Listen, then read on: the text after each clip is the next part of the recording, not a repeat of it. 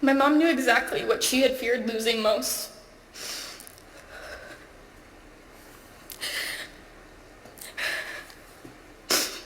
Her engagement ring. The wedding bands engraved with my mom and my dad's names and their wedding date. What's up, everybody? Christian James here. Today's video, Toronto police arrest 20 people on vacation robbing people in Canada. Let's go.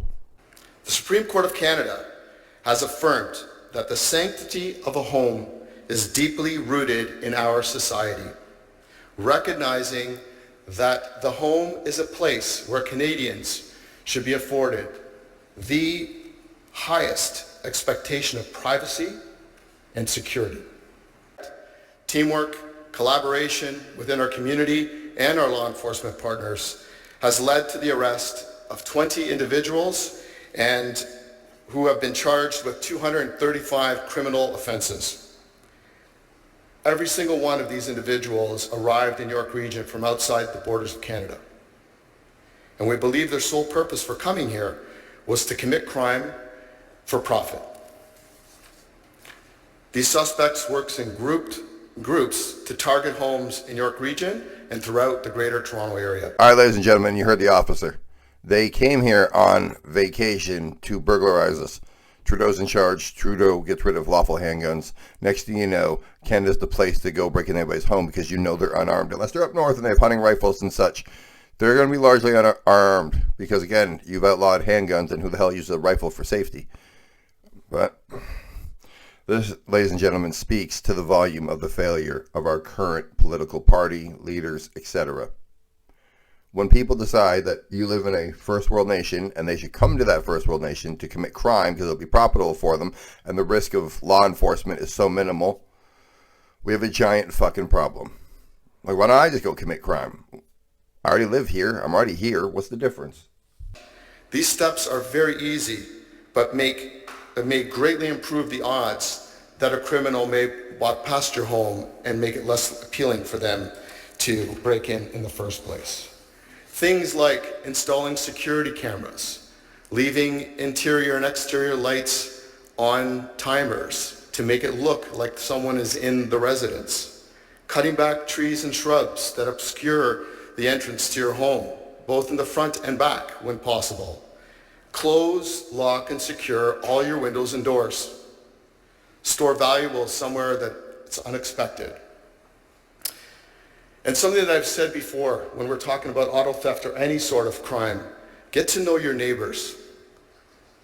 Communities that stick together are much safer when you know who's coming and going within your own community, and you're that much better, or you have a much better chance of being able to detect when suspicious behavior is ongoing in your community. What are you saying with the last one, people? That's the most important one. Never mind, know your neighbors. Know your goddamn neighborhood. Know who lives in your neighborhood. You don't have to know your neighbor. You don't have to be friends with everybody next door. Know them. Understand what I'm saying?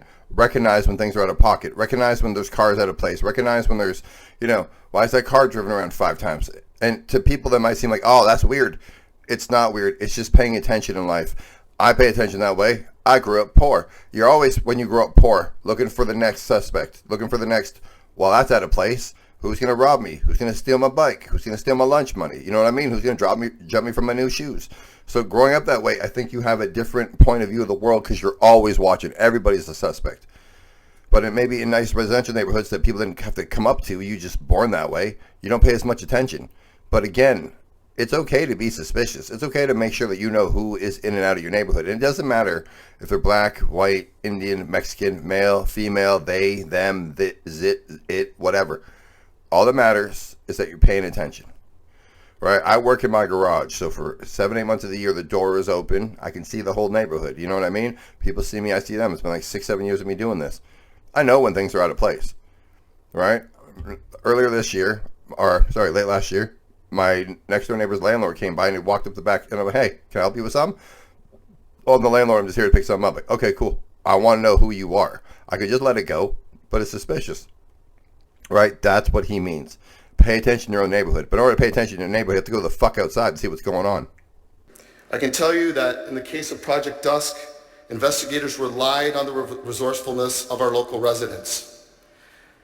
And home security footage was very valuable for us, both from the homes of the victims and those of their neighbors, who helped us successfully identify those and bring them before justice.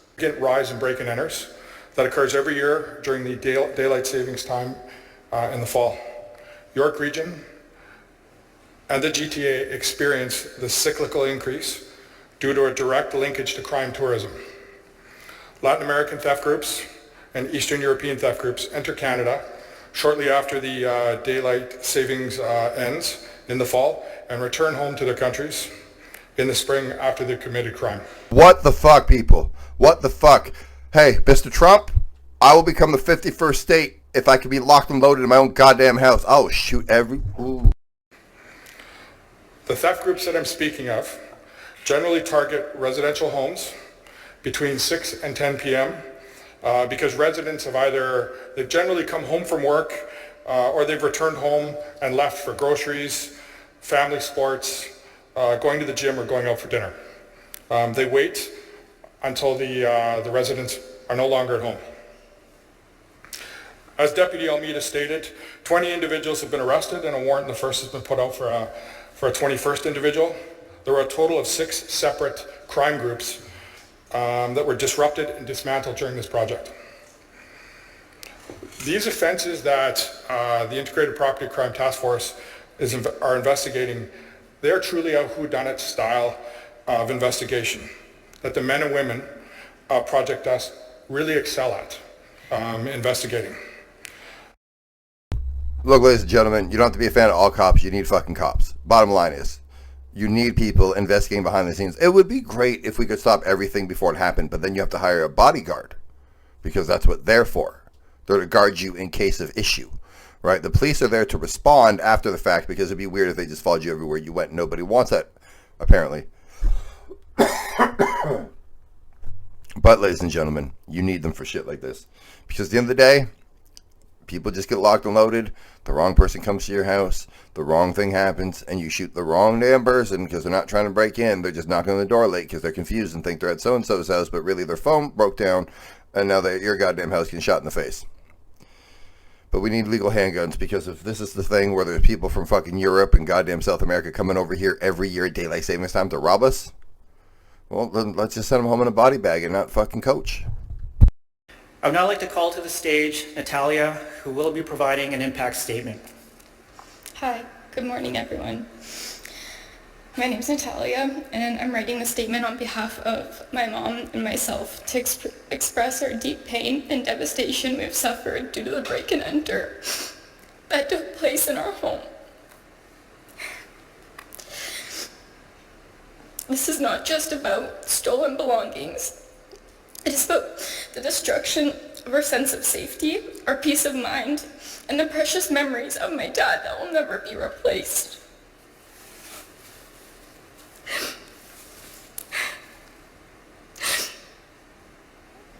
My mom is a widow.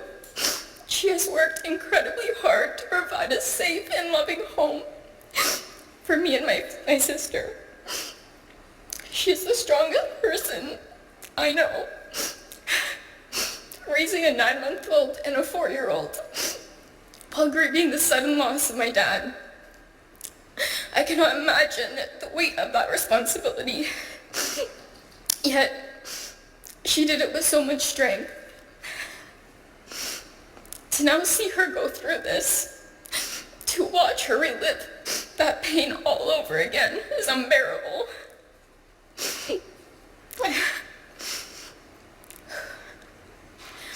I was at work when I received a broken message from my mom saying we had been broken into. She had left for exactly 1 hour to get her tires changed. 1 hour, that's all it took. We're almost always home. I work from home most of the days. And when my mom is working, I'm usually home.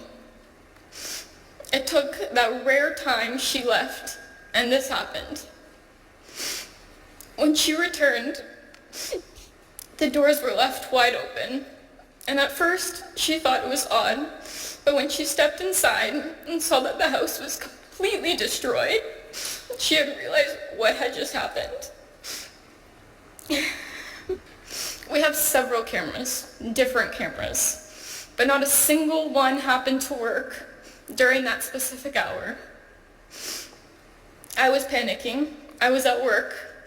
I had worked so hard to secure a job after graduating, and I had just started this position the week before. Suddenly I found myself in a position where I had to explain to my coworkers, which are amazing people, who would never expect to hear something like this at work, what had just happened to me. I used our indoor camera to listen in, trying to make sure my mom was okay because she had stopped talking to me. I rushed home as fast as I could, and the moment I walked through that door, I knew nothing would ever be the same.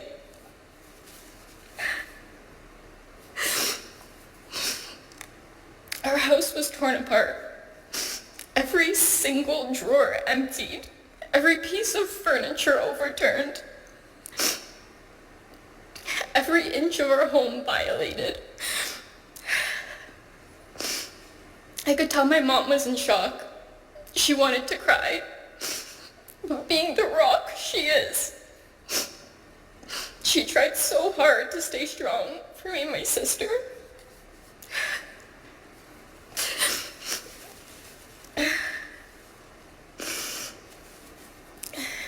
Then came the hardest part, figuring out what was taken. No one truly understands this part. You don't just make a list and move on. You stare at what's left, trying to piece together what's missing, while your heart races.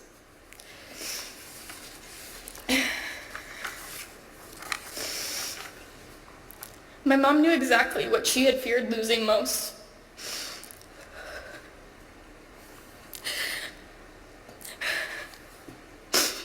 Her engagement ring,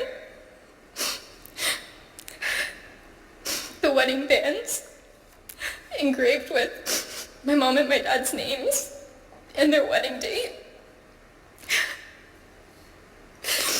She couldn't even look in her own room. She still can't.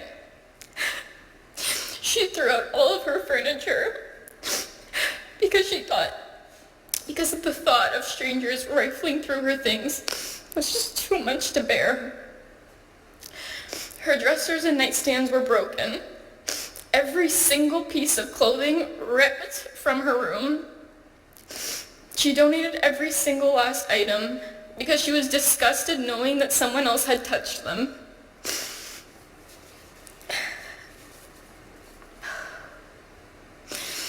She hasn't slept in her room since. She sleeps in my room. And when I say she sleeps, she barely does. For weeks, she waited for me to fall asleep before going downstairs to pace back and forth, thinking where she went wrong. She couldn't even sleep for longer than 5 minutes. She even went to the eye doctor for her checkup, and they turned her away instantly. They said her eyes are too dry, and they had knew she'd been crying and lacking a lot of sleep. Neither of us ate for days. I was running on pure adrenaline, fueled only by the unbearable pain of knowing that not only my dad is gone, but now every single last piece of it was stolen from us.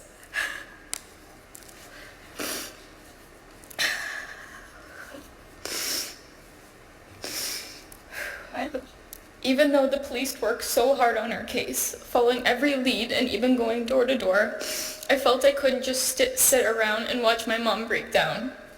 I needed to do something, so I also went door to door, begging our neighbors for camera footage.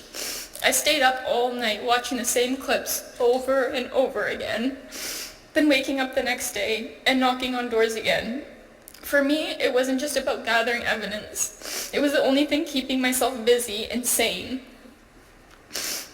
The days all blended together. We didn't feel safe in our own home anymore. If this was just about stolen electronics, it would be very different, but it's not. It's about stolen memories. my mom's engagement ring, their wedding bands, my dad's belongings, every last memory we had of him, everything he gifted my mom.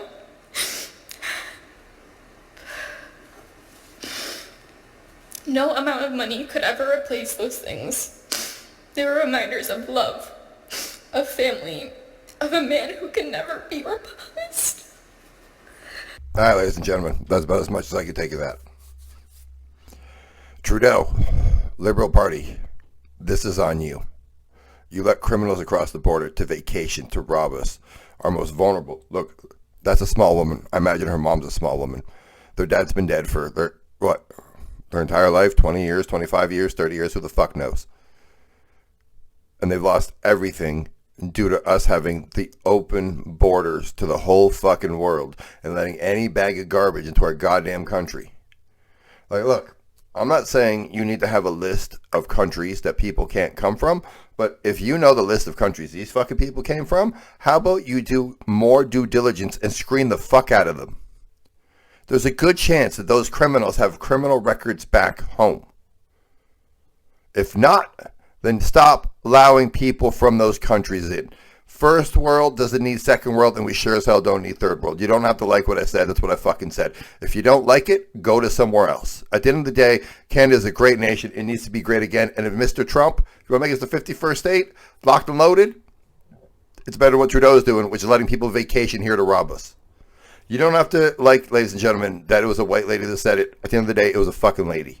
You call them crocodile tears, you call them whatever you want. But at the end of the day, all the memories of that woman's father are gone. They feel violated. It took 1 hour for this to happen, which means they were watching. Right? To know that you were in your house and you left, and the minute you pulled out of your driveway, reversed to go get those new winter tires, they ran right in your house, and it took an hour to destroy their whole life. If nobody ever broke in your house, you know what the fuck I'm talking about. If anybody's broken your house, you know exactly what I'm talking about. Like, comment, subscribe. Tell me it's happened to you. Tell me if it's not happened to you. Tell me if it's happened to somebody in your neighborhood. Tell me at the end of the day if you think it's Trudeau's fault. Tell me if you think we're going to be armed, locked, and loaded. Tell me if you want to be the 51st state. Or if you want to be America to be the 11th province. Tell me something in the comment section. Lady, I'm sorry that happened to you. Cops, good job. I'm out.